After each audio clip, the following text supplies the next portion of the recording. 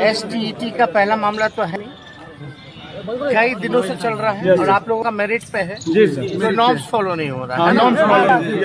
यहाँ तो कोई काम ही नहीं कर रहा ना सरकार निकम्मी हो चुकी है के भी जो हर्षी कल्पना कीजिए, जो बच्चा डिग्री लेकर के भी जो हकदार है, जो मेरिट लिस्ट पे है, मेरिट की बात करनी चाहिए, तो जो मेरिट पे भी उनको भी नौकरी नहीं मिल पा रहा, घोषणा होने के बाद भी, लिस्टेड होने के बाद भी।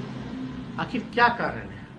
के साथ जो आप लोगों ने मांग उठाया है एकदम जेन्युइन, एकदम धरातल से जुड़ा हुआ मांग है, इसका मैं समर्थन करने का काम करता हूँ।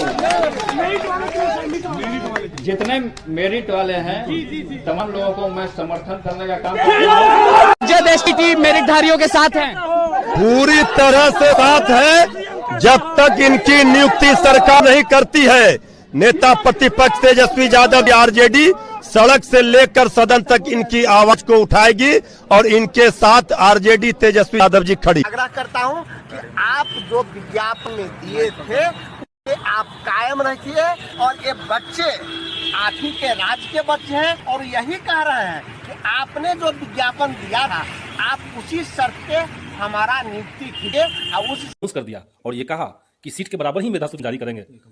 हाँ, तो ये कंपटीशन हो गया। तो कायदे से एसटीईटी में जो मेरिट लिस्ट में आए हुए बच्चे हैं उनकी ये मांग सही है कि जो पास किए उन सबको जॉब दिया जाए। तो आप लोगों की मांगे हैं हमारे समझ से बिल्कुल जायज है और हम लोग, हमारा पूरा संगठन, हमारे पार्टी के एक विधायक, हम लोग विपक्ष हैं, लगातार स्टेट प्रतियोगिता परीक्षा लेने के ऐसे में ऐसे ऊपर मुख्य सचिव से देखे हैं वो नहीं पार करना चाहते अभी बोलते हो नॉट मेरिट। तुमने कहा लिखा तुम बोलते हो कि उसका सर्टिफिकेट देंगे, हम नौकरी देंगे, ठीक ना? आप सर्टिफिकेट देंगे, नौकरी दीजिए आप, लेकिन प्लीज एडवर्टीजमेंट को क्या कीजिएगा?